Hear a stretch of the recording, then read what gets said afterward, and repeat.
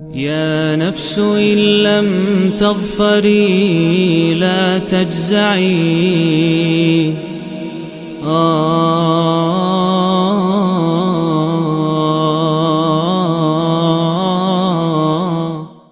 اعوذ باللہ من الشیطان الرجیم بسم اللہ الرحمن الرحیم۔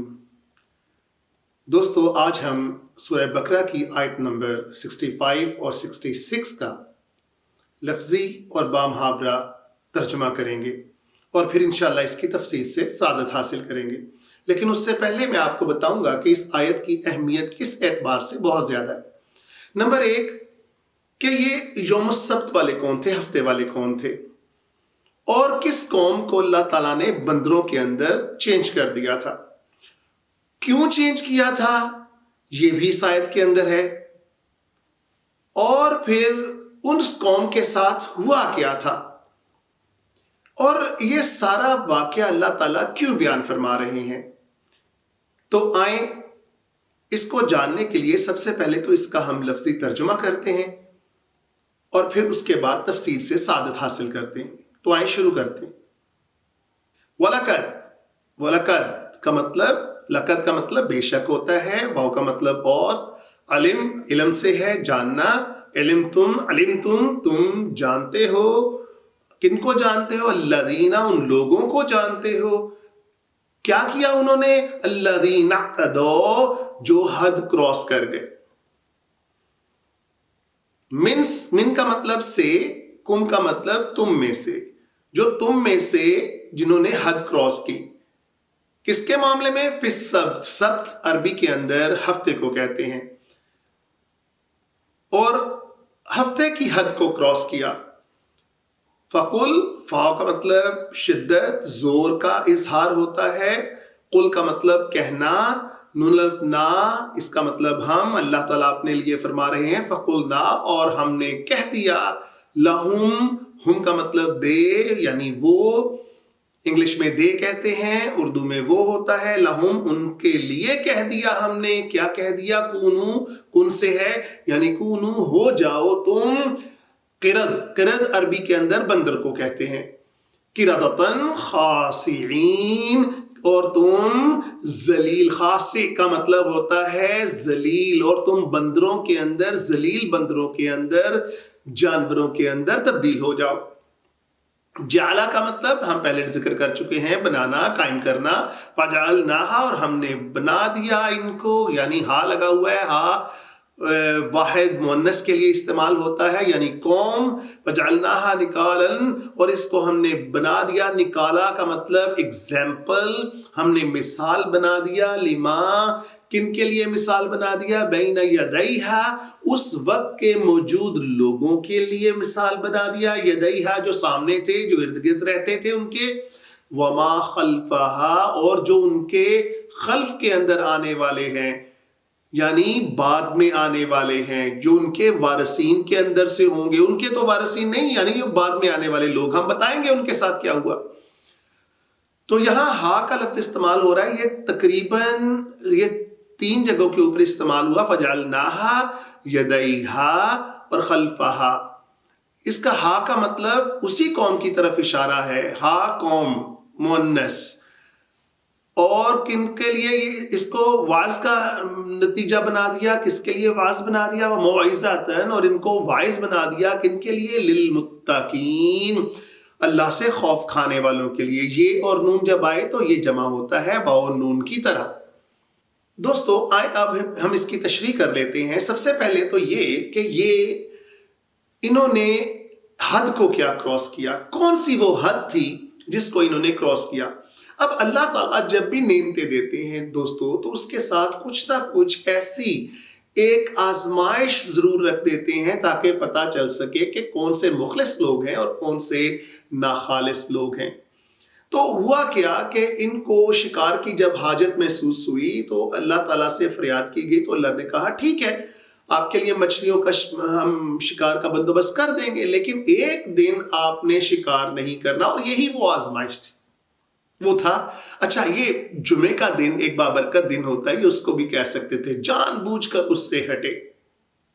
اب انہوں نے وہ دن جو لیا اپنے لیے وہ ہفتے کا دن لیا. اس لیے یہود کے اندر آج بھی ہفتے کا دن جو ہے وہ بہت احترام کے ساتھ دیکھا جاتا ہے ان کو, کیونکہ اس کو یوم السبت اور سبت والے لوگ بھی کہا جاتا ہے. تو پھر ٹھیک ہے, انہوں نے کہا جی ہم تو ہفتے والے دن شکار نہیں کریں گے, اس دن ہم بالکل بھی قریب نہیں جائیں گے. اب اللہ کی آزمائش دیکھیں کہ عام 6 دنوں کے اندر تو مچھلیاں نظر نہیں آتی تھی, کبھی کبھار آئی, کوئی پکڑ لی, یعنی بہت مشقت کے ساتھ کام کرنا پڑ رہا تھا ان کو. شاید اللہ تعالیٰ ان کو مشقت کا عادی بنا رہے تھے, کیونکہ جو منو سلوا اور ساری چیزیں وہ آٹومیٹکلی سب کچھ آ رہا تھا, اس کے نتیجے میں ان کو تھوڑا سا عادی بنا رہے تھے, یا اللہ کی رضا کے ساتھ متفق ہونے کا ایک درس دیا جا رہا تھا. مگر ہوا کیا کہ سب جب آتا تھا, ہفتہ جب آتا تھا, تو مچھلیاں پوری وہ جو دریا یا سمندر تھی وہاں سے امڑ پڑتی تھیں. اب یہ للچائی ہوئی نظروں کو بیٹھے اس کی طرف دیکھتے رہتے تھے, اور وہ کھلبلاتی پھرتی تھی وہاں پر مچھلیاں, مگر یہ پکڑ نہیں سکتے تھے. اب کچھ دن تو انہوں نے اس کے لیے بڑا صبر کیا, لیکن پھر ان کی وہی اندر کی جو تھی وہ لالچ, حرص اور نافرمانی وہ امٹ پڑی. اب کیا کیا ہے, ان میں سے ایک بندے نے ایک دن بیٹھ کے ترکیب یہ لڑائی کہ ایک مچھلی پکڑنے کا پھندا تیار کر کے وہاں پر رکھ دیا. اب وہ پھندے کے اندر مچھلی جب پھنس گئی تو اس نے ہفتے والے دن نہیں پکڑی, آ گیا واپس اور اس کو جا کے سنڈے یعنی اتوار والے دن پکڑ لیا. اب جب گھر لے کر آیا تو مچھلی پکائی, اور مچھلی پکنے کی جب خوشبو ارد گرد پھیلی تو سارے اکٹھے ہو گئے. انہوں نے کہا یہ تم نے کیسے پکڑ لی, ہفتے والے دن تو ہم نے جانا ہی نہیں تھا. اس نے کہا جی میں نے ہفتے کو کوئی نہیں پکڑی, یہ میں نے پھندا لگایا تھا, پکڑی میں نے اتوار کو ہے. اپنی طرف سے تو بڑا اس نے چالاکی کی, لوگوں نے بڑا پسند کیا. دیکھیں جی جو برائی کرنے والے ذہن ہوتے ہیں نا جی, وہ آپس میں ملتے ہیں, مجرموں کے ساتھ ملتے ہیں, اچھے لوگ اچھے لوگوں کے ساتھ ملتے ہیں. ان کو بڑی ترکیب پسند آئی. اب انہوں نے کیا کیا, انہوں نے سب اسی طرح کرنا شروع کر دیا. لیکن یہ ترکیب ان کو تو بھائی اللہ تعالیٰ کو تو پسند نہیں آئی. تو اللہ تعالیٰ نے ان کو حکم دیا کہ یہ جو لوگ تھے یہ بندروں کے اندر چینج ہو جائے. لیکن اس سے پہلے ایک بہت امپورٹنٹ ایک چیز بتانے جا رہا ہوں میں آپ کو, وہ یہ تھی کہ اس کے نتیجے کے اندر 3 گروہ سامنے آئے. نمبر 1 جنہوں نے ڈائریکٹ مچھلی پکڑ لی, نمبر 2 جو ان کو سختی سے منع کرتے تھے, اور یہاں تک انہوں نے کیا کہ ان کے ساتھ بائیکاٹ کر دیا اور اپنے اور ان کے درمیان میں ایک دیوار قائم کر دی کہ ان کے ساتھ لین دین بھی نہیں رکھنا. اور تیسرا مصلحت پسندوں کا گروپ, وہ مصلحت پسند جو گروپ تھا, جو آج بھی بہت, یہ تینوں گروپ آج بھی یہاں پر موجود ہیں ہمارے معاشرے کے اندر, جو بہت روشن خیال بنتے ہیں کہ جی ہمیں تو برائی سے کوئی نفرت نہیں, کہ ہم جو کچھ لگا ہوا ہے کہیں پہ کرنے دو جی, ہمیں کیا, ہم کیوں, اور برائی ہو رہی ہوگی تو پاس سے منہ پھیر کے گزر جائیں گے اور جا کے اپنی مسجد کے اندر نماز ادا کریں گے اور یا دوسری عبادت کریں گے اور برائی کو روکیں گے نہیں. لیکن اللہ کا وہ آرڈر کدھر گیا پھر؟ اب نبی تو کوئی نہیں آنا, تو اللہ کا وہ آرڈر کدھر گیا کہ آپ نے برائی ہوتے ہوئے دیکھنی ہے تو اس کو روکنی ہے. اب دیکھیں اللہ تعالیٰ کا فرمان کیا ہے ان کے لیے. صبح جب وہ لوگ جو ان کو ڈائریکٹ سختی سے منع کرتے تھے اور انہوں نے ان کو روکنے کے لیے دیوار کی حد مقرر کر دی تھی دوستو, وہ تو گئے بچ. لیکن جو ڈائریکٹ پکڑتے تھے یا جو مصلحت کا شکار ہوتے تھے وہ سب بندروں کے اندر تبدیل ہو گئے. اب جب انہوں نے دیکھا کہ وہ تو سب بندر بن چکے ہوئے, لیکن ایسا عذاب تھا کہ ان کی شکلوں سے صاف پہچانا جا رہا تھا کہ یہ کون کون ہے. اور کچھ لوگ یہ خیال کرتے ہیں کہ جی یہ بندر انہی کی نسلوں میں سے نہیں, یہ بندر ان کی نسلوں میں سے نہیں ہے, یہ خاص ایک ان کے اوپر قائم کردہ ایک عذاب تھا جو کہ نتیجے میں آیا. اور وہ جب بھی کبھی کسی قوم کے اوپر عذاب آتا ہے وہ 3 دن کے اندر ہلاک کر دی جاتی, تو ان کو ہلاک کر دیا گیا تھا کیونکہ یہ انہوں نے وہ کراس کیا تھا. اب یہ وہی بات آگے جو اللہ تعالیٰ فرما رہے ہیں کہ یہ وائز کرنے والوں کے لیے اور متقی ڈرنے والوں کے لیے ایک بہت بڑی عبرت تھی. اب ایک جو کہ برائی کا کام کرتا ہے اور عبرت نہیں پکڑتا, اور ایک ڈرنے والے جو عبرت پکڑتے ہیں اور پھر عبرت نہ صرف پکڑتے ہیں بلکہ دوسروں کو بھی منع کرتے ہیں اور باعث کرتے ہیں. دوستو یہ انتہائی امپورٹنٹ بات اس لحاظ سے ہے کہ ہمیں بالکل نیوٹرل نہیں ہونا. ہم جہاں کہیں بھی ہمارے بس کے اندر ہے ہم نے کسی نہ کسی صورت میں برائی کو روکنا ہے، زبان سے نہیں تو کم از کم دل سے تو اس کو برا جانے.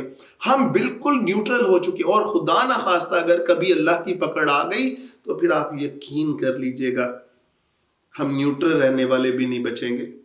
اللہ تعالی ہمیں اس قرآن کو سمجھنے اور اس کے اوپر عمل کرنے کی توفیق عطا فرمائے. وآخر الدعوانا ان الحمدللہ رب العالمین. يا نفس إن لم تظفري لا تجزعي